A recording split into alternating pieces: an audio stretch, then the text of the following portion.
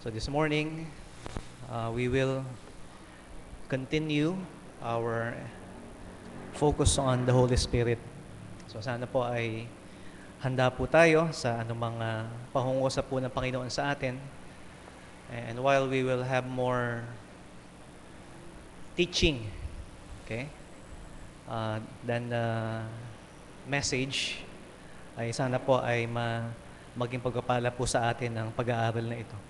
So tayo pong lahat ay tumayo at bago po natin buksan ang salita ng Diyos, ay as usual, let us go to the Lord in personal and silent prayer that God may open His Word to us. So let us pray.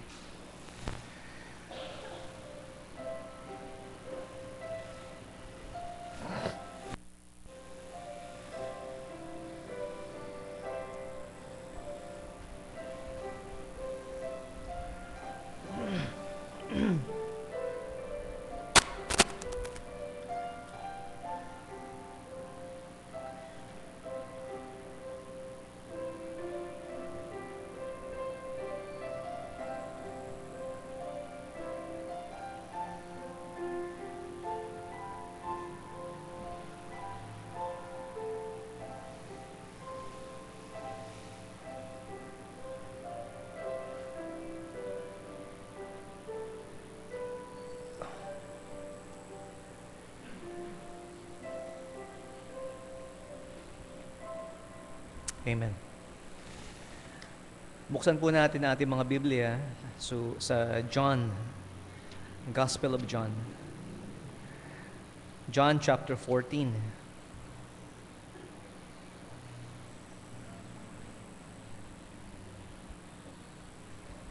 And basahin po natin verse 16 and 17 lang po. John chapter 14, verse 16 and 17. So if you have the English King James, pwede ho tayong magbasa ng sabay-sabay. Okay?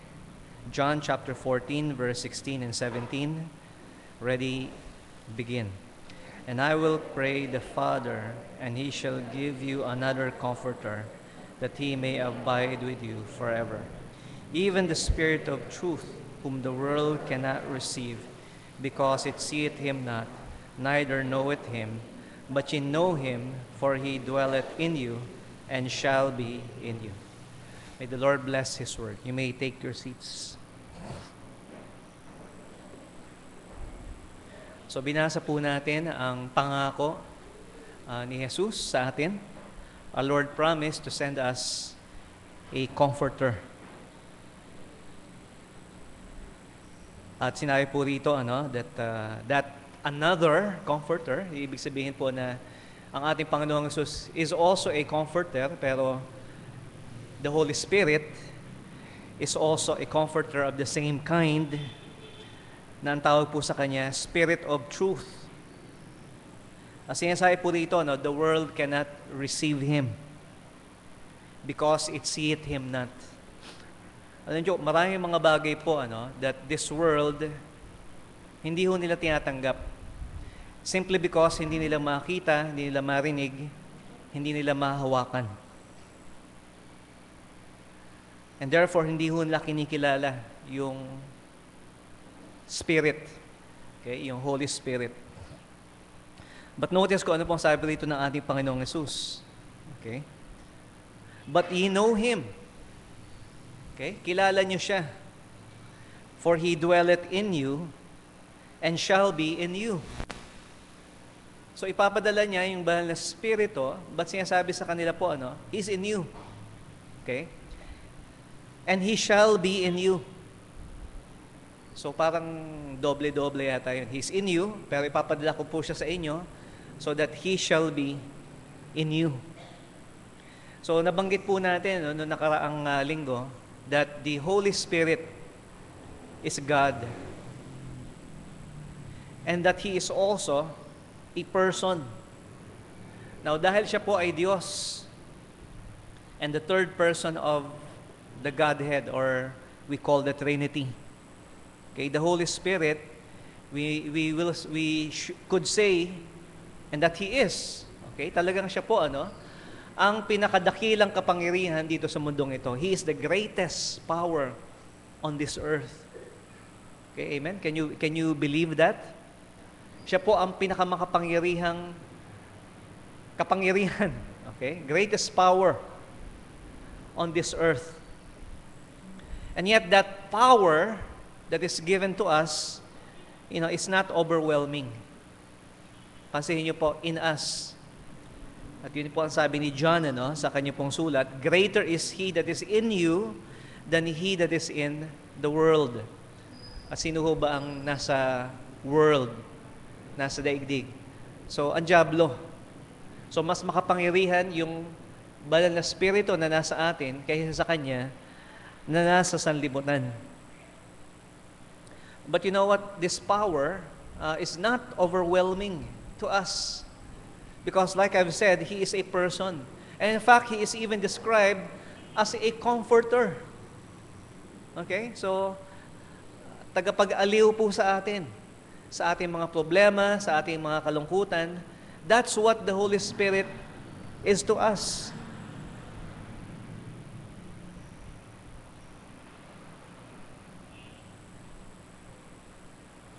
And so, mga minamahal, tingnan po natin that we don't see Him. Okay? Hindi ho natin nakikita ang Espiritu ng Diyos. Hindi ho natin naririnig sa ating pong tenga ang pangungusap ng Banal na Espiritu. Ngunit mga minamahal, siya po ay kilala po natin. Kung kayo po ay mananampalataya by faith. Okay, we know Him. That He is real.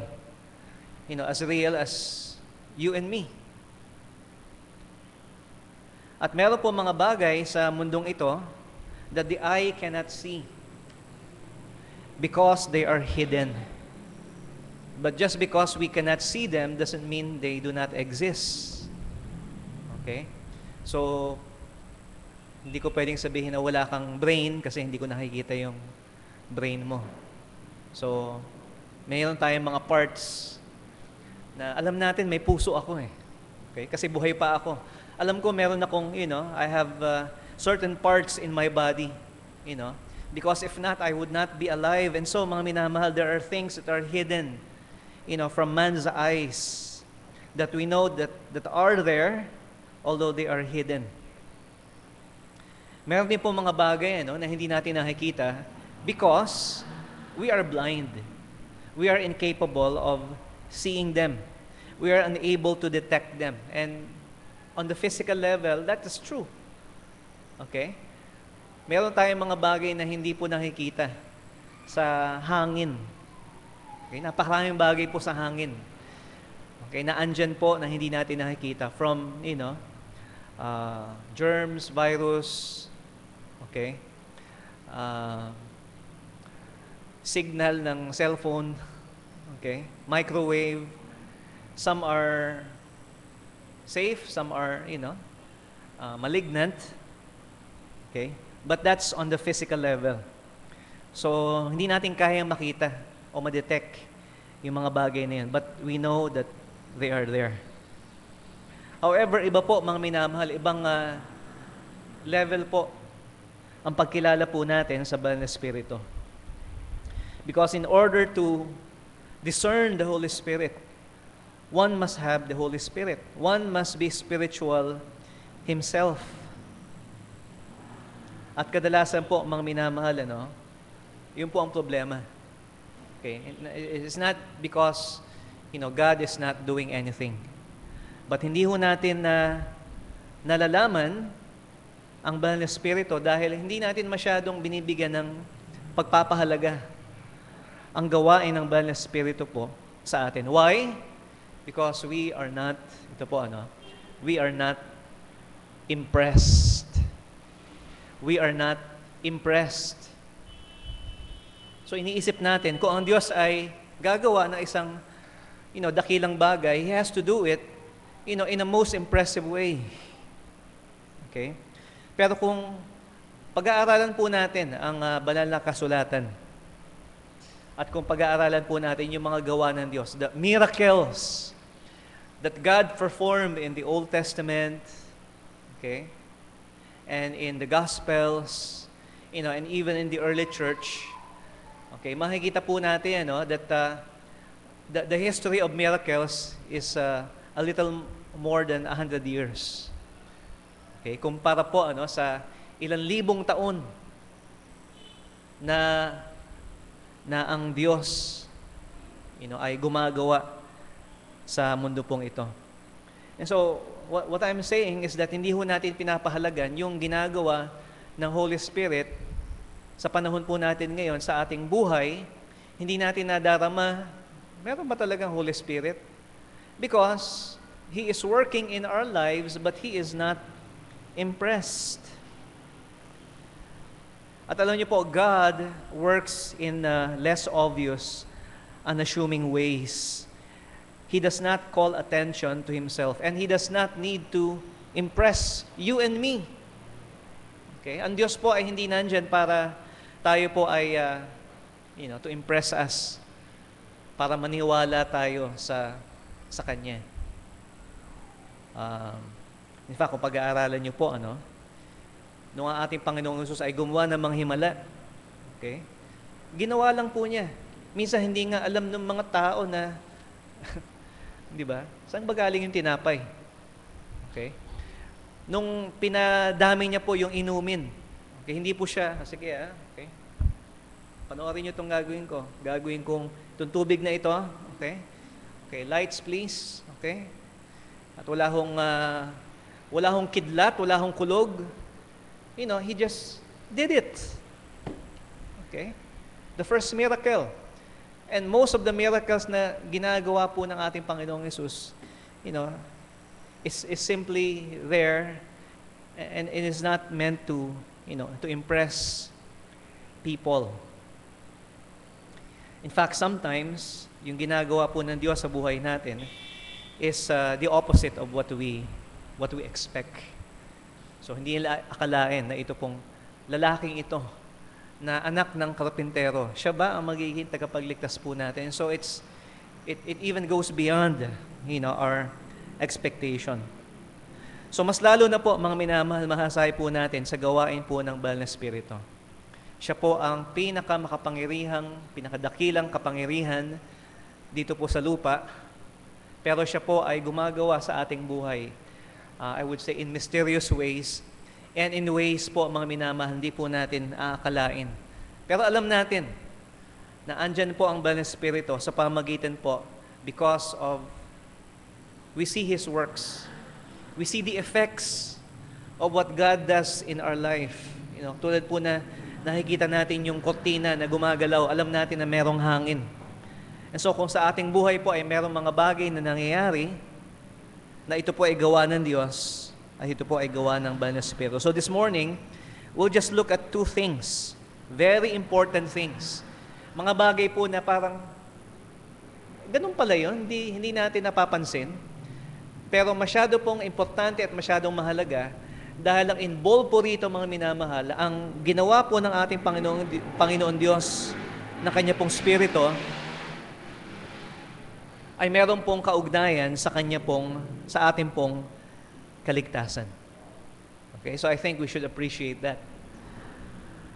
Kung paano po tayo niligtas ng Diyos, at malaki po ang bahagi ng Banal na Espiritu sa bagay na yan. So I would say that those two things, they are the indwelling of the Spirit. Binasa po natin kanina sa John 14:16 and 17. And pangalawa, number 2, it is the baptizing of the Spirit. Okay. Sabi po rito sa John chapter 14, yung binasa po natin, So in essence, sinasabi po rito, nasa inyo ang Espiritu. Sa Kanya po mga disciples. Sa Kanya po mga mananampalataya. Okay? The Spirit is in us. But Jesus promised, okay, nasa inyo na, but He still promised to send the Comforter. At ang dahilan po, mga minamahal, sabi po rito, For He dwelleth in you, and shall be in you. So kung nasa kanila yung banal na Espiritu, bakit pa kailangan ipadala ang Comforter, which is the Holy Spirit? Alam niyo po sa Old Testament, sa Matandang Tipan, the Spirit of God dwells with men. Okay? He indwells yung mga Old Testament saints like si David. Okay? Si Samson. Okay? The Spirit of the Lord came on Samson, kaya napakalakas niya dahil nasa kanya the Spirit of the Lord. Okay?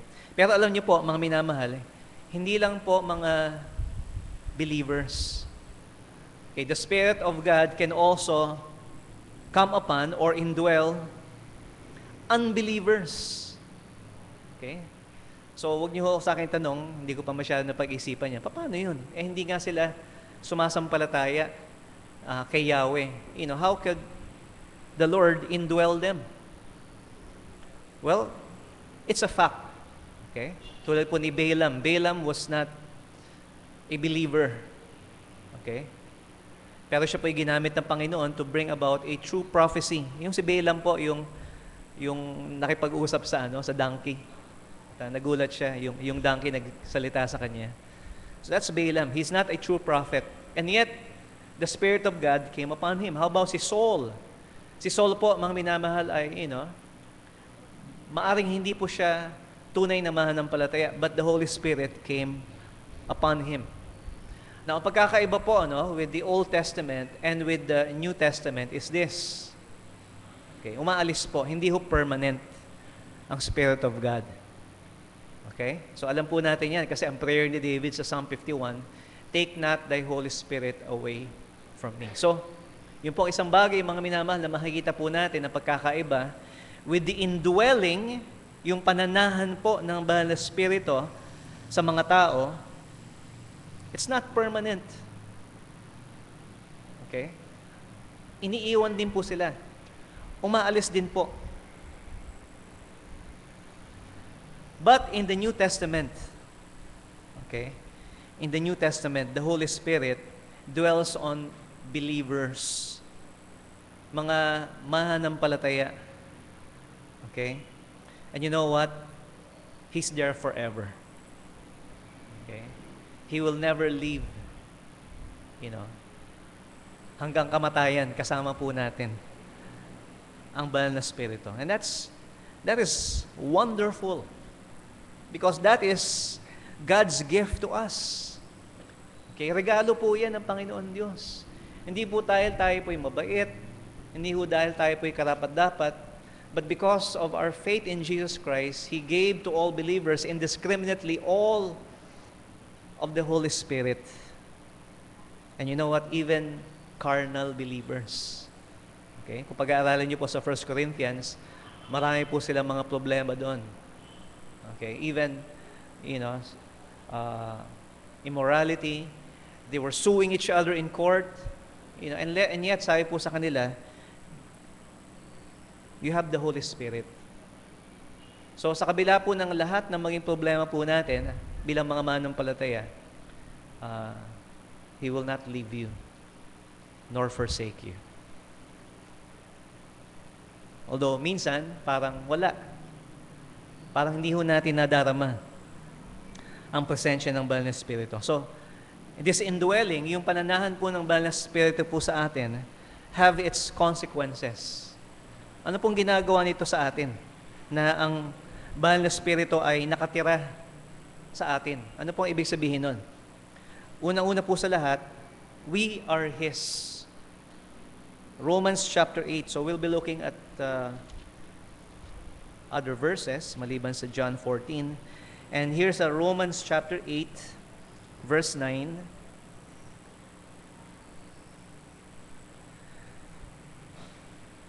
But ye are not in the flesh, but in the Spirit.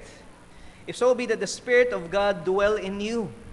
Now, if any man have not the Spirit of Christ, he is none of His. So, pansinin po natin yung pagpapalit po, Spirit of God and Spirit of Christ.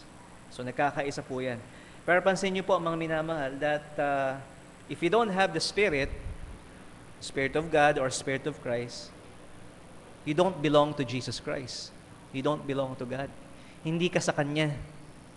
But having the Spirit, okay, is proof na ang nagmamayari po sa atin, ay ang Panginoon. And therefore, by virtue of redemption, dahil tayo po itinubos ng ating Panginoong Jesus, we are saved.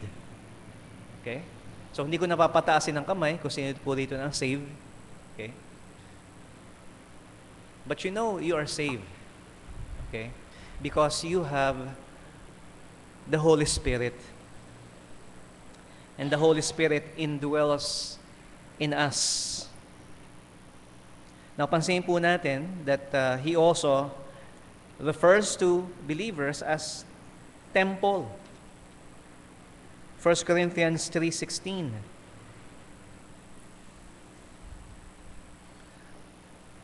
Okay. What? No, not yet. Know ye not, verse 16, know ye not that ye are the temple of God, and the Spirit of God dwelleth in you.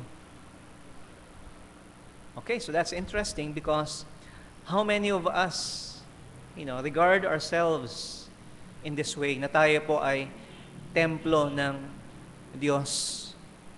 We are the temple of the Spirit of God. So, bagamat ito pong church building, hindi naman po ito templo, and hindi naman ito po masasabi po nating tahanan ng Diyos. But in another sense, we say that, sinisikap natin na maging malinis, maging maayos, maging maganda, at least on the outside. Okay? Because this is God's building. Okay? And people would think that this is God's house. Pero naisip nyo na ba na yung katawan po natin, hindi po itong building na ito, kundi bawat isa po sa ating sumasampalataya kay Kristo Jesus, tayo po sa atin po nakatira. Hindi sa church, kundi sa atin po nakatira ang Diyos, ang banal na Espiritu. And therefore, the consequence of this, okay, is that we must glorify God. Sa chapter 6, verse 19. Okay? What? Know ye not that your body is the temple of the Holy Ghost, which is in you, which ye have of God, and ye are not your own. Verse 20. For ye are bought with a price, therefore glorify God in your body and in your spirit, which are God's. So, paano po natin malalaman, paano po natin makikilala na nasa atin ang banal na Espiritu if we do not think of ourselves as His temple? Na ito po ay dedicated for the service, and worship of God. Okay? So, hindi ho tayo naglalaro po rito, hindi tayo nagbibingo rito, hindi ho tayo gumagawa ng anumang bagay na sa sanlibutan, because it is set apart, it is dedicated, it is holy to the Lord. And the same way po, ganun po, mga minamahal, ang ating pong mga sarili. Okay? Our spirit and our bodies are the temple of the Holy Spirit, and we are not our own. And therefore, we should glorify God. So, para maintindihan po natin, mga minamahal, the indwelling of the Holy Spirit, okay, kailangan nyo muna kung sino yung may-ari, kung sino yung resident, kung sino po yung nakatira. At doon po natin maintindihan kung talagang siya po talaga ay nananahan sa atin at tayo po ay sa Kanya. Not only are we His temple, but we are also His children. Because of the Holy Spirit that indwells in us, tayo po ay naging mga anak ng Diyos. Dito po sa Romans chapter 8, verse 14. For as many as are led by the Spirit of God, they are the sons of God. Verse 15, for have we not received the spirit of of adoption, we cry, Abba, Father. The Spirit itself beareth witness with our spirit that we are the children of God. So pansinin po natin, mga minamahal, ang mga salita ni Pablo. Ang nagpapatotoo daw po sa atin na tayo po ay mga anak ng Diyos is the Spirit. It is the Holy Spirit that we are the children of God. Ano pong ibig sabihin po nun? Okay. Sabi po rito, we have received the spirit of adoption. So yung adoption po sa New Testament is similar but it's not quite like adoption that we have today. Okay? So sa kanila po anak nila pero kailangan pa nilang i-adopt. Meaning to say, dapat gawin silang tagapagmana. Okay, that's what it means to adopt somebody. Anak mo siya, okay, pero gagawin mo siyang tagapagmana. Okay, and he becomes entitled to all, that you have. And on a certain time that he is matured, pwede niya i-claim yung kanyang inheritance. So hindi lang po tayo by birth, okay? By being born again, we are made the children of God. But tayo po, mga minamahal, ay ginawang tagapagmana ng Panginoon sa pamamagitan ng kanyang Espiritu na nasa atin. And therefore, that means we can call upon Him. Yung pong salitang Abba po rito, hindi ho yan yung kumakanta noong unang panahon. Ibig sabihin po niyang, that's a term of endearment for daddy, okay, or father. Of course, we would not, address God in such a manner na parang, tatay, parang alanganin naman po. May iba pa nga nanalangin, good morning, Lord.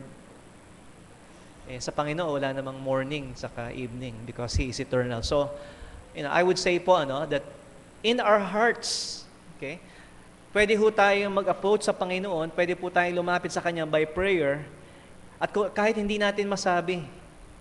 Minsan ganun yung batang, musmos. Hindi niya bigkas. Hindi siya marunong magsalita. Okay? Pero naiintindihan ng kanyang ama, ng kanyang magulang, kung ano yung kanyang inihingi. Because anak niya yun. And so, mga minamahal, our being God's children by the Holy Spirit allows us to come unto Him by prayer. So, ang tanong po, mga minamahal, kailan natin nakausap yung ating Father in heaven? Do you speak to Him? Do you know Him? Because that is the work of the Holy Spirit na nag-uudyok po sa atin na tumawag sa ating Diyos Ama. And secondly, because we are His children, pansin niyo po natin dito, He leads us. Okay, in verse 14, for as many as are led by the Spirit of God, they are the sons of God. Do you know God's leading in your life, by the Holy Spirit? I'm not just saying good decision or good advice. Okay? But are you able to be led to do God's will? Meron bang guidance sa buhay mo na alam mo that the Holy Spirit by His Word, and by even circumstances, is leading you to do His will? Alam niyo po, napaka-importante po niyan. Kasi alam niyo po, sayang if we are not led by the Holy Spirit that indwells in us, sayang po yung pribileyo. Okay? Nakasama na po natin sa ating tabi. Di ba? Yung teacher natin. At pwede tayong lumapit sa Kanya, pwede tayong magtanong. And He is willing to guide us. But ang problema po, mga minamahal, tayo po nagmamaneho sa buhay po natin. And we are not, interested in the will of God. And so, mga minamahal, that's the work of the Holy Spirit. And since we are His children, we are His sons, He is leading us. So how many times na nagkamali po tayo sa mga decision po natin? Kasi ang ginagawa natin, yung gusto natin. Hindi po dahil sa pangunguna ng banal na Espiritu sa atin. Okay? Minsan, we take out of context, when we pray to the Lord, delight thyself, in the Lord, and He will give you the desires of your heart. But if you have the heart of God, okay, you will, delight in the things of God. So ito, sabihin ko po sa inyo, we want that the desires of our heart be given to us. Okay? What is the desire of your heart? Okay. Gusto ko ng iPad, gusto ko ng flat screen TV, gusto ko ng bagong kotse, well, okay. You're honest. Okay.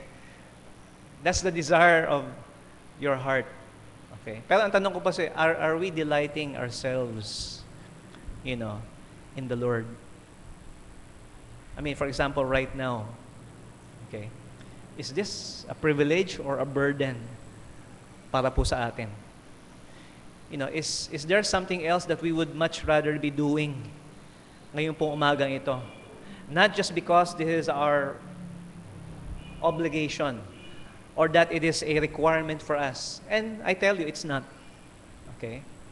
But we are here, mga minamahal, it's because it should be, a joy and a privilege for us to be here.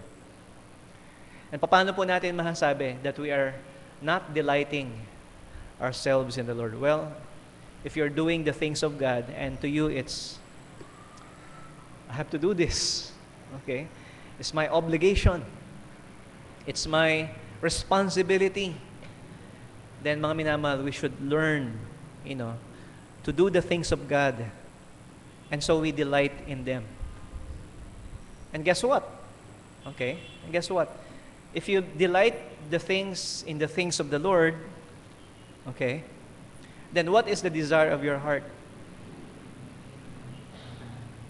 Palagay ko, hindi lang yung mga bagay na binanggit ko po kanina.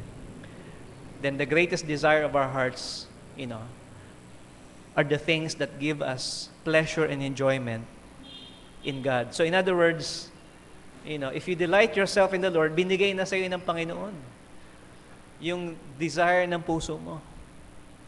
But if we do not, delight in the Lord, then, we will be getting things that we don't need. Okay?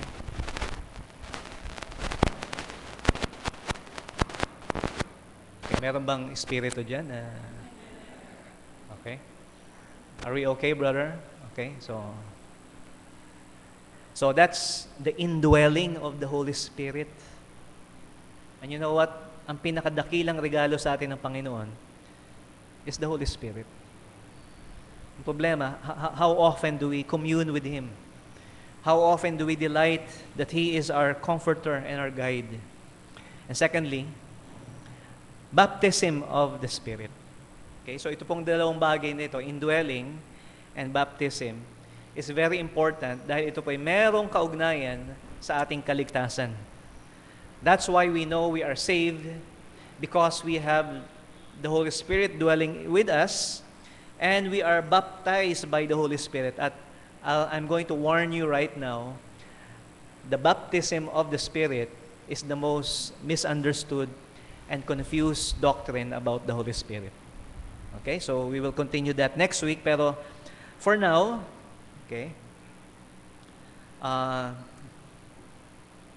tingnan po natin that in the indwelling of the Spirit is in us. Okay?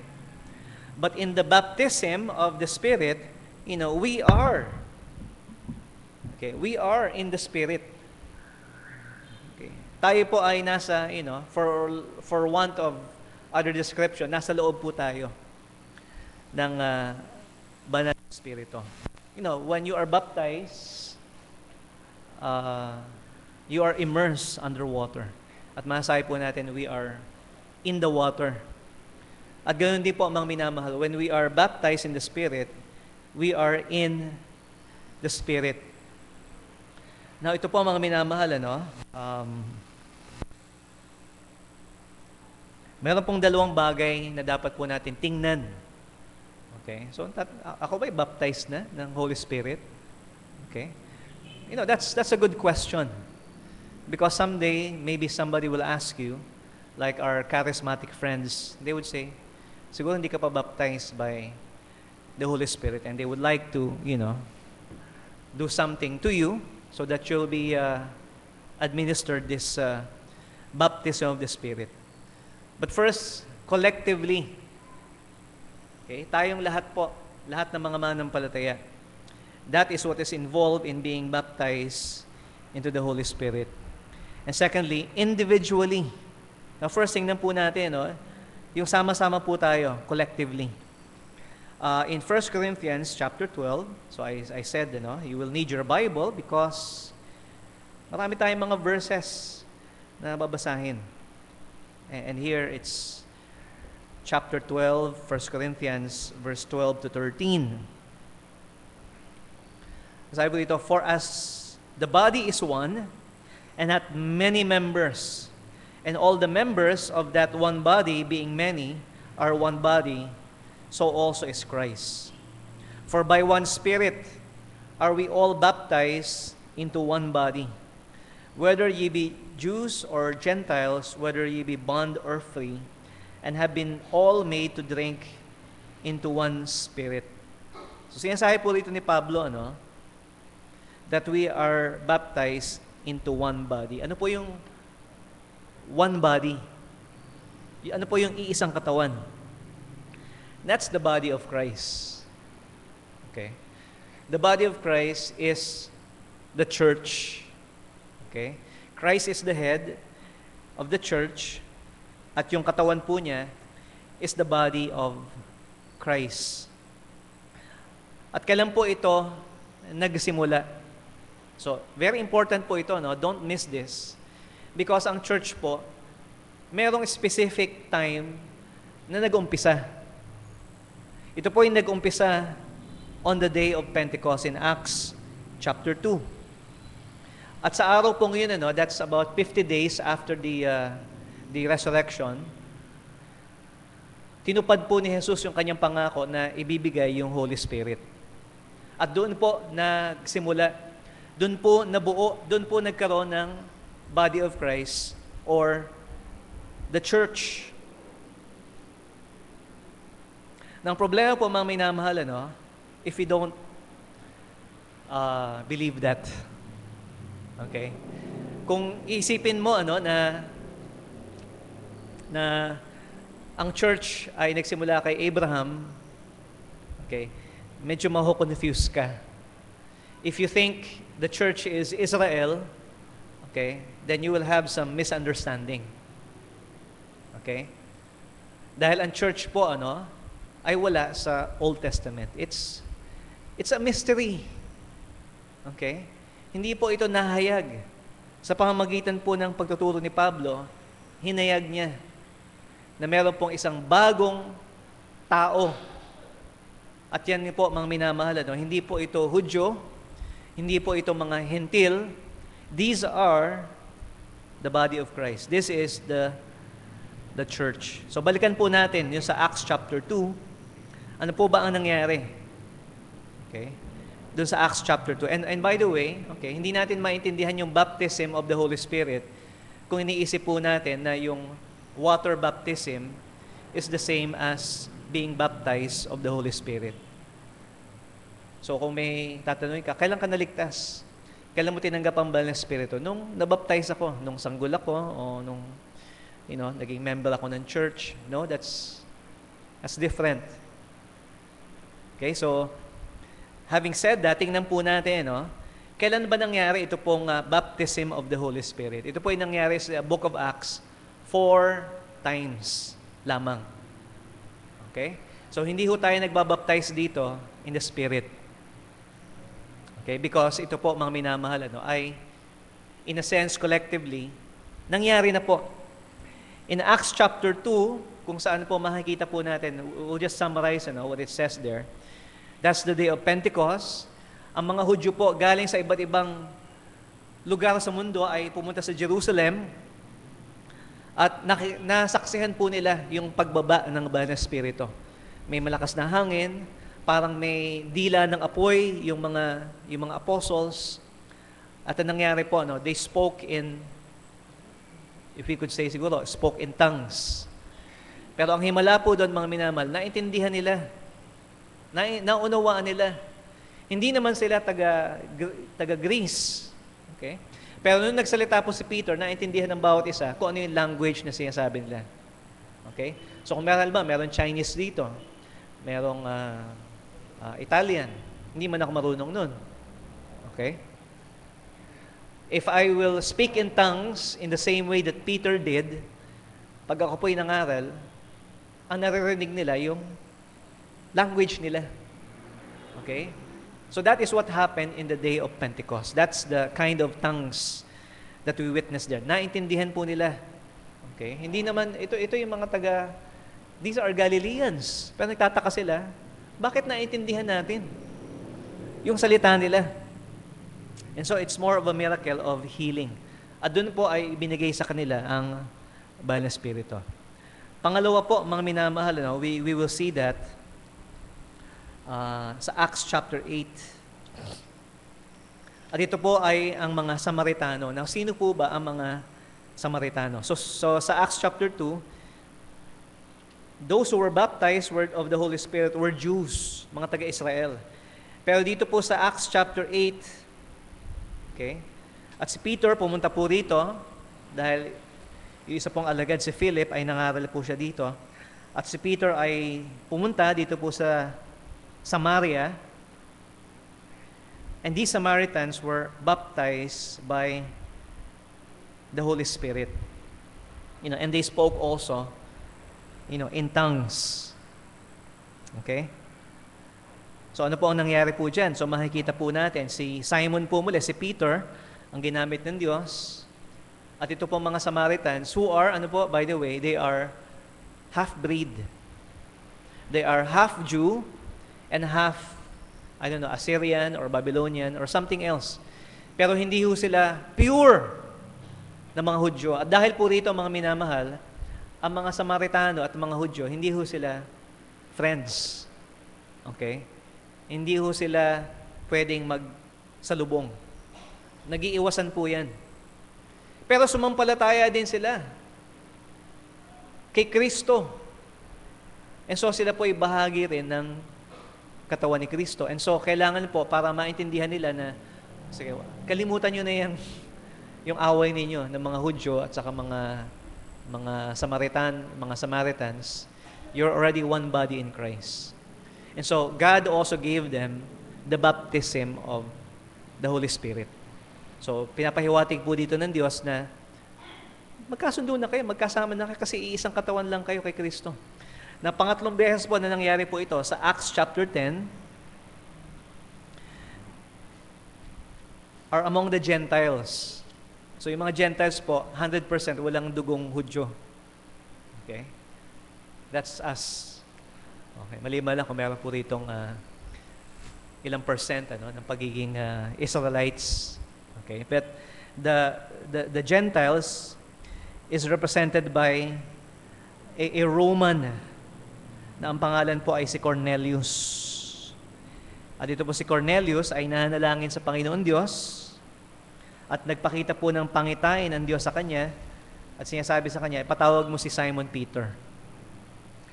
At nangyari po dito, nangaral sa Simon Peter sa kanila at sa hindi po inaasahan. Ayaw nga ni Peter pumunta doon dahil sabi niya, ang mga Gentiles, madudumi yan. Kumakain niya ng baboy, ayokong makisalamuha sa kanila. Pero alam mo, sabi sa kanya ng Panginoon, what thou hast cleansed, call thou not uncommon. So, pumunta po si Peter. At nung pinangaral niya ang Ebanghelyo that God is no respecter of persons, makikita po natin na tinanggap nila ang Panginoon and the Holy Spirit also descended on them. And they speak in tongues. Okay? So we assume that that's the same kind of event na nangyari po sa Acts chapter 2 on the day of Pentecost. So, bahagi na ngayon ng katawan ni Kristo itong pong mga Hudyo, ang mga Gentiles. And so God is saying to us in Acts chapter 10, lahat na. Pero meron pa palang naiwan. Sa Acts chapter 19. At ito po mga minamahal, this is very unusual. Sa Acts chapter 19, ito po ay nasa ibang lugar. Okay, in Ephesus. Okay? Start in verse 1.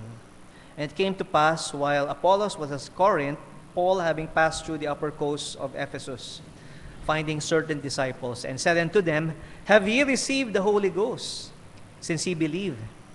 And they said unto him, We have not so much heard whether there be any Holy Ghost. So sinasabi nila, hindi namin alam, meron palang Holy Ghost, Holy Spirit. And he said unto them, Unto what then were ye baptized?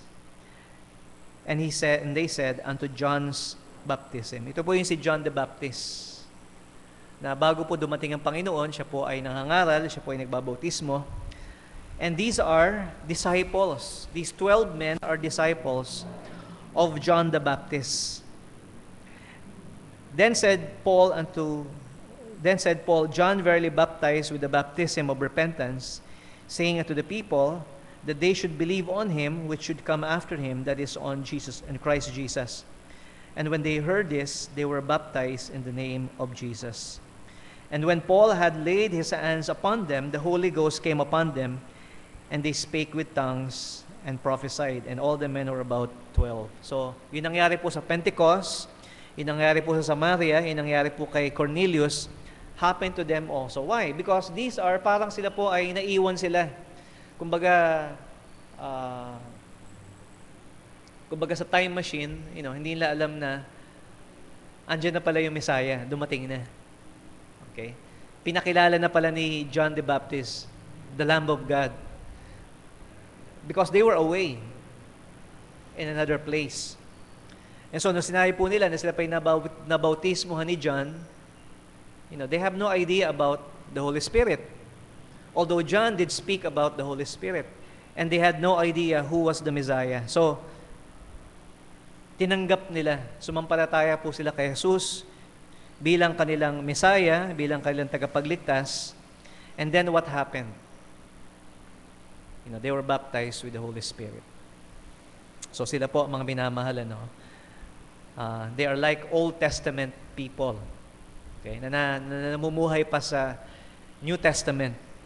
And so they too become part of the body of Christ. So ang sinasabi po natin, mga minamahal, pag may nagsabi po sa atin, are you baptized with the Holy Spirit? In a sense, tapos na po ang baptism of the Holy Spirit. It already happened, in the book of Acts, 4 times. At ang purpose po, ang mga minamahal, is to show all men that they can be part of the church, part of the body of Christ, no matter what differences they have. Okay? So kailan tayo na-baptize? By the Holy Spirit. We are baptized individually. We are baptized with the Holy Spirit when we believe in Christ, or in the moment that we put our faith in Jesus Christ.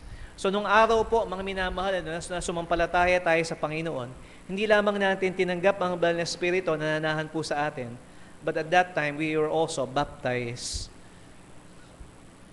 by the Holy Spirit. At ang purpose po nun, para tayo po ay mailagay sa Kanya pong katawan. Now, that happens, okay, and it seems na hindi natin naunawaan, hindi po natin naramdaman, pero yun po ang purpose ng Panginoon Diyos. Na sa pamagitan po ng bautismo ng banal na Espiritu na nangyari po, nung tayo po ay kumilala kay Kristo Jesus bilang tagapagligtas, at the moment of our salvation, that is our baptism of the Spirit. So kung may magsasabi po sa atin, gusto ko tayo i-baptize by the Holy Spirit, alam mo, tumanggap na ako sa Panginoong Jesus bilang tagapagligtas. And therefore, I am already baptized of the Holy Spirit. You don't need to speak in tongues. You don't need to prophesy. It's Katulad po na sinasabi ko po sa inyo, marami po mga bagay, kadalasan na ginagawa po ng Panginoon is not obvious. Okay? He does it not to impress us. Okay? Hindi ko para kilabutan po tayo na, ayan, tinanggap mo yung banal na Espiritu at kailangan mag-speaking in tongues ka. Well, hindi ho pare-pareho. Okay? Si Pablo po, nung siya po'y nakakilala sa Panginoon, talagang very dramatic. Nabulag siya ng ilang araw, that was different. But Lydia, one of the ladies that accept the Lord, sinasabi sa atin, she just opened her heart to the Lord. It's so simple, mga minamahal. So kung naghahanap po tayo, ito po ang problema, people are looking for experience. Yung na mararamdaman po nila, well, it's not in the Bible. And we have faith that we have the Holy Spirit, not because only that we experience it, but because faith is the substance of things hoped for, the evidence of things not seen. So ano po ang consequence po nito? That we are baptized or placed in the body of Christ. So lahat po ng mga manampalataya, whether they are Baptist or not, Hudyo, ano pa ang kinaugnayan po nila? If they accept Jesus Christ, they become part of the body of Christ. But if you look at the pattern dito po sa Book of Acts, ano po ang nangyari after those people in Jerusalem in the day of Pentecost? Ano po ang nangyari po sa kanila when they were baptized? Well, if you go back, they in 2:41, sinasabi ito, and they that gladly received His word were baptized. Water baptism po yan. And the same day, there were added unto them about 3,000 souls. So, ibig sabihin po, the pattern na makikita po natin, they're baptized with the Holy Spirit, and they could say, okay na yun. Kasi yun lang naman ang kailangan eh. Pero makita po natin, nagpatuloy po sila, they received this word, and they were baptized. We're not saying that yung baptism po is kailangan para tayo po'y maligtas. Pero sinasabi po lang po natin, we have a pattern here. It's the same thing po sa mga Samaritans. When they received the Holy Spirit, then they followed the Lord in water baptism. Ganoon din po kay Cornelius. Okay? Cornelius was also baptized in his house. At ganoon din po doon sa mga 12 disciples of John the Baptist. They were baptized in the name of Jesus. So ano po sinasabi po nasa atin dito? The consequence of having been baptized of the Spirit is that gagawin mo yung kalooban ng Panginoon. Jesus was led of the Spirit. Di ba? To be baptized. So nakikita po natin, yung example ng ating Panginoong Hesus, dinala siya, nakita po yung banal na Espiritu sa ating Panginoong Hesus when He was baptized, descending upon Him. And so, what I'm saying is this, yung baptism of the Spirit, hindi ho natin nakikita yun. It is only God knows that. But we can see the shadow. At ang shadow po niyan, mga minamahal, is when we follow the Lord, when we obey the Lord, and when we are identified with Him, in believers' baptism. So, to end this, okay, paano po natin masasabi that we are both indwelt and baptized of the Spirit? Importante po ito kasi if you are not indwelt and baptized of the Spirit, hindi ka ligtas. Okay? You are not saved. However, tingnan po natin, na kung inaangkin po natin that indeed we are indwelt and baptized of the Spirit, it is marked by obedience to the will of God. So, hindi lang ho sila, nasabi natin, sige, okay na yun, ligtas na ako. Tama na yun. So, hindi na ako kailangang maging bahagi ng isang local assembly or, the local church.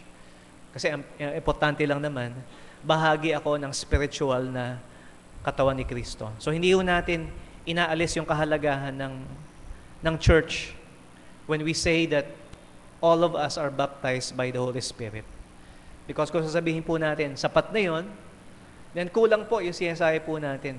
It is followed by obedience, to the will of God. And so, mga minamahal, let us not look for an experience.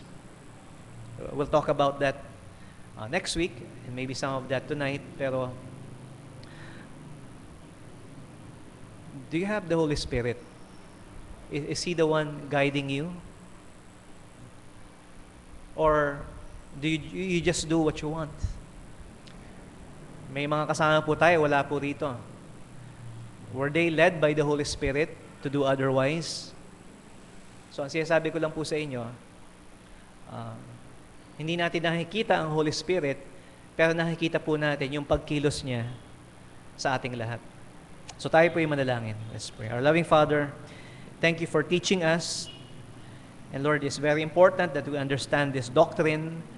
Kasi po, Panginoon, marami po sa amin ang mawawala kung hahanapin lamang po namin ay mga experience of feelings and emotions of having the Spirit of God, and yet there is no genuine fruit in our lives. And I pray to you, Lord, kumilos po kayo sa aming kalagitnaan na in a way na masisigurado po na yung Panginoon na kayo po ang gumagawa po nito by the obedience to your will of your children.